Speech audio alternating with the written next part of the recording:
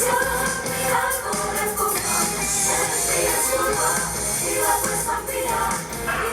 Apocalipsis aparece el registro de dos iglesias, hay 7. Pero vamos a tocar o mencionar 2. Una es Esmirna y la otra es la Odisea. La una fue una iglesia próspera que estaba ubicada en una ciudad próspera, comercialmente fuerte, y se dice que era un centro financiero de la época al estilo Wall Street, con Nueva York, así más o menos. La gente que estaba ahí le iba muy bien. La iglesia estaba muy bien, era próspera, hasta tal punto que ellos mismos decían: no tengo todo y no tengo necesidad de nada. Es el peligro de cuando tenemos cierta abundancia y cierta prosperidad. Cualquiera de nosotros puede llegar a ese punto. Confiar en las riquezas, creer que he prosperado gracias a mi inteligencia y a las influencias que tengo. El rey Nabucodonosor, Daniel se lo había dicho antes: oh rey, Dios te ha dado todo lo que tienes. Tienes poder sobre toda nación, sobre las bestias. Impresionante. Y le recuerda Daniel a Nabucodonosor: Dios enaltece a quien quiere enaltecer y humilla a quien quiere humillar. A ti te ha puesto en lo alto. Él lo recibió bien, pero con el tiempo como que se le olvidó lo que Dios le había dicho y se paseaba por su hermoso palacio, veía todo: la nación próspera, la hermosura de su palacio, las bellezas de su ciudad, el esplendor de sus vestidos. ¿Y qué dijo él? Todo esto lo he logrado gracias a mi sabiduría y a mi inteligencia. Inmediatamente vino una voz del cielo que le dijo: eso no es así. Todo esto viene de Dios. Y en ese momento perdió la cordura y llegó al estado de bestia. Durante un tiempo de tiempos, se estima que fueron 7 años donde él estuvo recluido como una bestia, hasta que reconoció que el Altísimo gobierna y aún a los reyes de la tierra Él le da el poder y la autoridad. Eso nos enseña que aunque creamos que no está bajo el control de Dios, Dios tiene el control de todo. Cualquiera dirá que nuestros gobernantes gobiernan porque sí, tienen el poder, porque Dios se los ha permitido. Y si Dios quiere cortarlo, corta. Dios deja que corra el agua. La iglesia en la Odisea, voy a leer algo que está en Apocalipsis capítulo 3, capítulo 2, me equivoqué. Capítulo 2 y el verso 14. Capítulo 3 de Apocalipsis, el verso 14. Escribe esto al ángel de la iglesia de la Odisea. Esto dice el amén. El amén se refiere a Cristo, 100% hombre sin mancha, 100% Dios. El amén, el testigo fiel y verdadero que dio inicio a todo lo que Dios creó. Sé todo lo que haces, no eres ni frío ni caliente. Sería bueno que fueras lo uno o lo otro. Como eres tibio, no frío ni caliente, te voy a escupir de mi boca. Tú dices: soy rico y que no tengo necesidad de nada. pero eres un miserable, desdichado, pobre, ciego y desnudo. Te aconsejo que compres de mí oro que ha sido refinado en fuego, para que así seas realmente rico. Compra de mí ropa blanca para que cubras tu vergonzosa desnudez, y compra también de mí medicina para tus ojos, para que así realmente puedas ver. Yo corrijo y castigo a los que amo, así que esfuérzate y cambia. Mira que estoy llamando a la puerta. Si alguien escucha mi voz y abre la puerta, entraré y cenaré con él. Recuerden la Odisea. El Señor se refiere: no eres ni tibio, no eres ni frío ni caliente, eres tibio. ¿Por qué él dice esto? Lo que pasa es que en esa ciudad el agua bajaba de la montaña y llegaba a un acueducto. El agua bajaba bien, pura, fría, y cuando llegaba al acueducto, esa agua llegaba y salía ¿qué? Tibia. Y la gente que la consumía por lo general se enfermaba. Y que vomitaba. Entonces, él toma ese ejemplo, Dios. No eres ni frío ni caliente. Dices ser cristiano, pero las obras que haces no son dignas de Cristo. Te voy a vomitar, qué triste. Pero dice algo hermoso: yo corrijo a quien amo. Es decir, que Dios amaba a estas personas. Puede pasar con cualquiera de nosotros. Somos cristianos, amamos a Cristo, creemos en Cristo, pero nuestra vida es totalmente opuesta a lo que Cristo ha enseñado. Creemos estar bien. Ahora, algunas iglesias en este tiempo y algunos cristianos consideran, en base a un pensamiento judaico muy antiguo, si yo estoy bien, si tengo prosperidad y tengo abundancia, es porque el favor de Dios está conmigo. ¿Por qué? Porque me porto bien. Y eso no es verdad. También ellos creen: si yo me porto mal, pues tendré pobrezas y tendré escasez y enfermedad. Eso tampoco es verdad. Recuerde, Job era muy rico, lo perdió todo, pero Dios se expresaba: no hay varón justo como este Job, varón perfecto. ¿Qué hizo él para perderlo todo? ¿Fue un mal hombre? No. Aquí vemos el caso de la iglesia de la Odisea. Era próspera, era una ciudad próspera, pero que lamentablemente la condición de la ciudad, los grandes eventos, los grandes negocios, involucraban a las personas, inclusive a los creyentes. No tenían el tiempo, o el tiempo era muy mínimo para Dios, para la misericordia, para la congregación.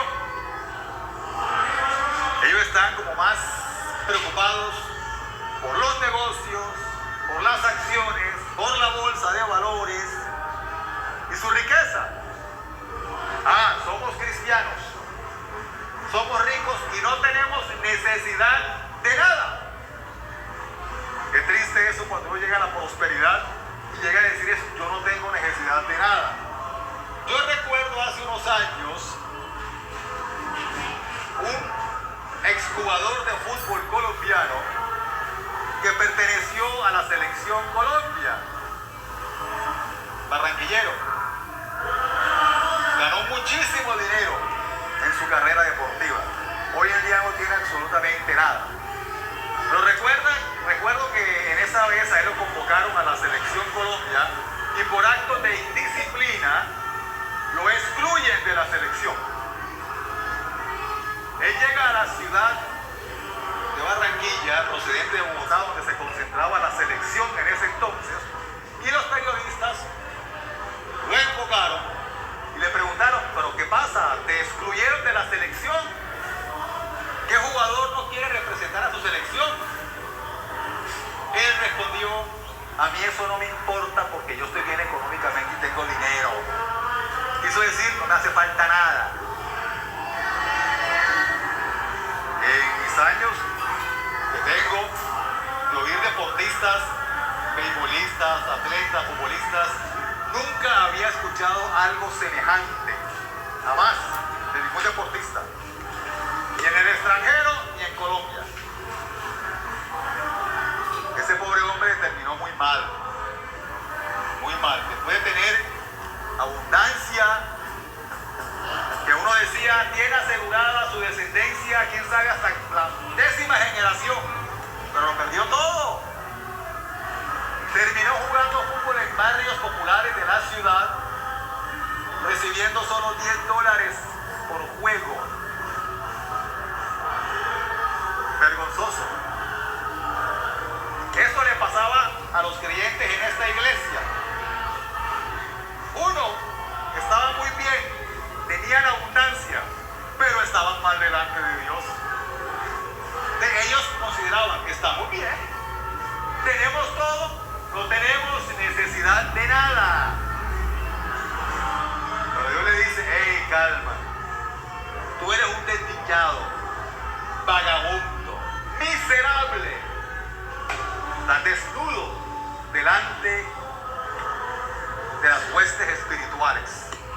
Quizás puedes vestirte de manera elegante en el mundo, con la ropa de marca, ante los ojos del mundo. Recordemos la historia del rico y Lázaro. El rico se vestía con ropa de la última moda. Cristo no lo condenó por eso. Comía en los mejores restaurantes y en su casa los banquetes espléndidos. No fue recriminado por eso. Fue recriminado por la falta de misericordia. Se preocupó más por lo pasajero que por lo eterno. La falta de misericordia. Sodoma y Gomorra era una localidad próspera y muy rica, pero sabemos la condición y la pecaminosidad que esta población vivía. Usted le pregunta a muchos cristianos cuál fue el pecado de Sodoma y Gomorra. La mayoría le van a responder la sodomía. Sí, pero ese no fue lo básico, lo principal. Dios le dice, Sodoma y Gomorra, sus pecados fueron falta de misericordia hacia el necesitado. Tenían mucho, pero no les importaba los necesitados. A que se defienda solo, que se muera. Vamos a ayudar a esta persona. No. Se inundó la región aledaña, necesitan ayuda. Que se ahoguen, que se mueran. No tienen nada. Eso era. Y la ociosidad. Como tenían todo asegurado, tenían mucho tiempo libre. Y a veces cuando tenemos tiempo libre y tenemos todo asegurado, nuestra mente comienza a divagar y a hacer las cosas más terribles. Por eso la Escritura nos habla, renovaos en el espíritu de vuestra mente, despojaos del viejo hombre, porque nuestra mente nos puede jugar sucio. Pero ven que muchos de los ricos que tienen todo asegurado y tienen mucho tiempo libre, las cosas que hacen, Dios mío, son terribles. Los bares y lugares que se llaman swingers, donde cambian las parejas con su consentimiento, son de la mayoría de gente que tiene todo asegurado. En muchos países de Europa, tienen todo asegurado. El gobierno les da todo. No tienen por qué preocuparse. Lamentablemente, el resultado es el alto incremento en los suicidios, el alcoholismo y la drogadicción. Triste eso. Tengo tanto tiempo libre que voy a experimentar emociones nuevas, pero contrarias a lo que el Evangelio de Cristo nos da y nos advierte. Esta iglesia Pero se dice que la misericordia como que se le había escapado y tenían todo y llegaron a juzgar. Yo tengo, tú no tienes. Tú no tienes porque estás mal delante de Dios. No tienes porque eres un tal por cual, eres irresponsable, no eres organizado, tal, lo comenzaban con ese punto. No tenían misericordia.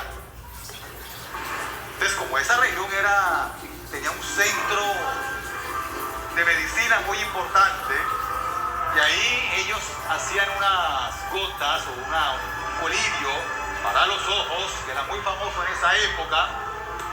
Dios usa ese ejemplo. Yo demando de ti que compres colirio, vestido. Pero ¿por qué compras? Si recuerden que el Evangelio dice, y el Antiguo Testamento, que si de gracia yo doy, yo de gracia, pues efectivamente estoy recibiendo, pero de gracia doy. Venid a mí sin plata, comprad. Usa el ejemplo de comprar porque como en esa región todo era con plata, compro, vendo, hago favores por plata. Bueno, entonces cómprame porque lo necesitas. Colirio a tus ojos para que veas porque eres ciego. Compra vestido para que se cubra tu vergonzosa desnudez. Pero llega un momento en que me visto muy bien y ante los ojos del mundo soy la envidia. Pero cuando los ojos espirituales se nos abren y estamos ante las huestes espirituales, estoy desnudo y la vergüenza es impresionante. Ay, pero yo pensé, eso le pasó al rico. Momento de la verdad que se vestía con lo más fino, en el momento de la verdad estaba desnudo. Vergüenza. Mientras que Lázaro, que se vestía con ropa andrajosa, él estaba vestido de lino fino. A la iglesia se le dio que se vista ¿de qué? De lino fino. Pero ¿cómo la iglesia se viste de lino fino? Con las obras que hacemos de misericordia. Desde Génesis hasta el Apocalipsis usted va a encontrar misericordia al huérfano, misericordia a la viuda, misericordia al necesitado.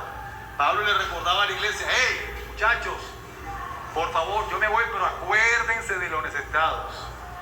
Acuérdense de las viudas. Acuérdense de los huérfanos. No los dejen, no los abandonen. Nosotros nos preocupamos por invertir en este mundo, pero no por invertir en el mundo venidero. Hacer tesoros en los cielos. Las obras nos permiten vestirnos de lino fino. ¿Con qué me presentaré yo delante del Señor? ¿Qué hice con la riqueza que Dios me dio? La iglesia de la Odisea era rica, pero ¿qué hizo? ¿Para qué usó esa riqueza? Tal parece que para nada bueno. Pero Dios le está diciendo, yo los amo y los voy a disciplinar. Corríjanse, corríjanse. Mírense. Hagan una evaluación. Y no es cierto que por el hecho de que tengan abundancia y vivan en grandes mansiones y sus negocios estén prósperos, no significa que yo estoy con ustedes. Es probable que no. Ahora, si esa riqueza que ustedes han recibido yo se las he dado, no es para vuestros deleites, es con un propósito, cuya finalidad es eterna, no pasajera. Hace muchos años, un hombre de Dios próspero, de nacionalidad ecuatoriana, amaba a su selección de fútbol, la selección ecuatoriana, y donde jugaba la selección, él iba. Era empresario y era predicador. Jugaba Ecuador en Barranquilla, allá estaba el hermano en Barranquilla. Jugaba en Lima, allá estaba en Lima. Jugaba en Buenos Aires, allá estaba en Buenos Aires. Feliz peleaba, insultaba, como cuando vemos un partido de fútbol y creemos que porque somos cristianos no somos ofensivos. Aquel pastor que era amante de un equipo en Argentina, pastor, iba con su hijo, que iba a la iglesia, un niño de escasos 10 años. Y un día el hijo le dijo: papá, cuando yo voy al estadio veo que gritas, insultas al árbitro, insultas a los rivales y gritas a favor de tu equipo favorito. Pero tú en la iglesia no gritas así a favor de Cristo. El hombre quedó en silencio. El hermano ecuatoriano un día en el hotel estaba tranquilo orando y Dios le dice: hoy vas a escoger, yo o la selección. ¿Cómo? Escoge. Tu decisión. El hermano escogió la mejor decisión, la selección. Dios. Yo le decía, partidos hay muchos. ¿Cuál es el problema? Te estás enfrascando mucho en tu selección. Escoge hoy entre yo y la selección. El hermano escogió a Dios. La iglesia de Esmirna, una iglesia muy sufrida, escribe esto a la iglesia de Esmirna. Esto es lo que dice el que es primero y el último, el que murió y ha vuelto a vivir. Conozco tu sufrimiento y tu pobreza, aunque en realidad eres muy rico. También sé lo mal que hablan de ti los que dicen ser judíos y no lo son. Ellos no son verdaderos judíos, sino una sinagoga al servicio de Satanás. No te asustes por los sufrimientos que vienen. Escucha, el diablo va a meter a algunos de ustedes en la cárcel para ponerlos a prueba. Van a sufrir durante 10 días, pero sigue firme en tu fe. Incluso si tienes que morir.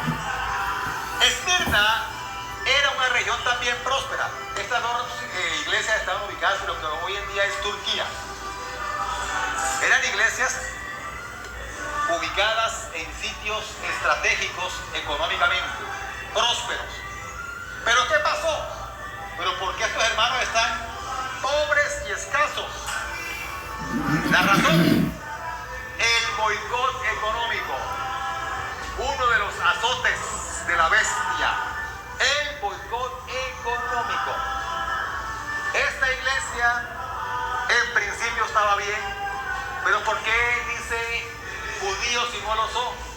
Sinagoga de Satanás. Eran judíos, sí es cierto, pero la comunidad judía en esa zona, que era numerosa, al ver que algunos judíos reconocieron al Señor como el Mesías y se habían convertido a Cristo, y algunos gentiles se habían convertido a Cristo, la iglesia comenzó a prosperar y a florecer. Y ahí se unen los judíos y los gentiles. ¿Para qué? Para atacar a la iglesia. ¿Y cómo la atacaron? Boicot económico. No nos van a comprar, no les vamos a vender y no les vamos a comprar nada. ¿Usted se imagina eso? Que usted no pueda comprar ni vender porque es cristiano en su propia población o región, y no puede salir porque se quedó sin dinero.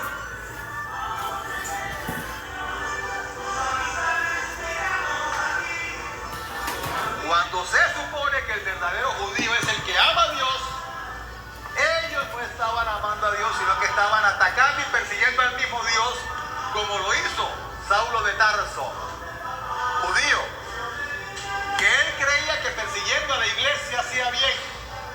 Saulo, Saulo, ¿por qué me persigues? Señor, ¿quién eres? Soy Cristo. Estás persiguiendo a mis hijos, a mis hermanos. Lo estás haciendo conmigo. Judío de judíos. Y él creía que estaba haciendo bien, pero no estaba haciendo bien. La iglesia lo perdió todo. Pero mire que no hay recriminación de Dios hacia ellos. Se mantuvieron firmes en la fe. Y el aceite que ellos tenían Ellos aprovecharon el tiempo. En tiempo de abundancia, ellos aprovecharon el fortalecimiento de la palabra espiritualmente y llenaron sus lámparas con aceite, que les permitió en momentos críticos como ese poder utilizar ese aceite. Se mantuvieron. Lo perdieron todo, pero Dios les dice: no se preocupen, ustedes a los ojos del mundo son pobres, pero están bien delante de mí y son ricos en realidad. Aquí no se trata en conclusión de riqueza ni pobreza, sino la actitud que tenemos en la abundancia y en la escasez. Lamentablemente, el principio de la iglesia en Colombia se levantó con una mentalidad de pobreza, pensando que si era pobre, estábamos bien delante de Dios, y rechazaban la abundancia y la riqueza. Eso es del diablo. Ah, no, pero es que Satanás ofreció riquezas a Cristo. No, la riqueza no es del diablo. Él puede ofrecer eso, es cierto. Pero lo que leímos al principio, Dios enaltece a quien quiere y prospera a quien quiere.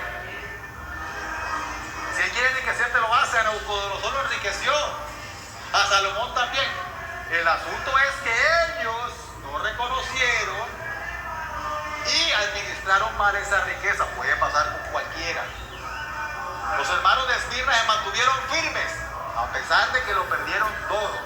No podían comprar ni vender, no podían irse a ningún lugar porque no tenían con qué. Se mantuvieron firmes en el Señor. Y el Señor dice: ustedes están bien delante de mis ojos. Ustedes son ricos, aunque los vean como pobres. Manténganse firmes. El diablo los meterá 10 días en la cárcel. Mantente firme, así los persigan hasta la muerte. No se preocupen. Estos hermanos de Esmirna sabían para dónde iban. Con el tiempo surgió la mentalidad de riqueza en la iglesia en los años 80 en Colombia. Es la prosperidad de Dios, la pobreza es maldición. No es cierto. A veces vemos hermanos pobres y creemos: Dios no está con él, Dios lo castigó. Quizás esté pasando por alguna prueba. Yo visité la isla de Cuba en varias ocasiones y vi como algunos cubanos y también miembros de la iglesia estaban sufriendo momentos de escasez. Y eran hermanos fervientes en la oración, pese a las dificultades. Se mantenían firmes en la fe. Algunos los perseguían y los encarcelaban. Era el boicot económico, no a la isla, sino a las políticas de sus gobernantes, que hicieron que la iglesia fuese perseguida. Muchas iglesias bautistas cuadrangulares perdieron sus propiedades bajo el gobierno comunista de la isla. Hasta hace poco las devolvieron, pero se mantuvieron firmes. Aquí no es porque yo sea pobre o rico. Yo no puedo juzgar a un hermano pobre y decir: está mal. ¡Ay, es rico! Dios lo bendice. Ojo con eso. Pablo, y termino con esto, dijo: he aprendido a vivir tanto en la abundancia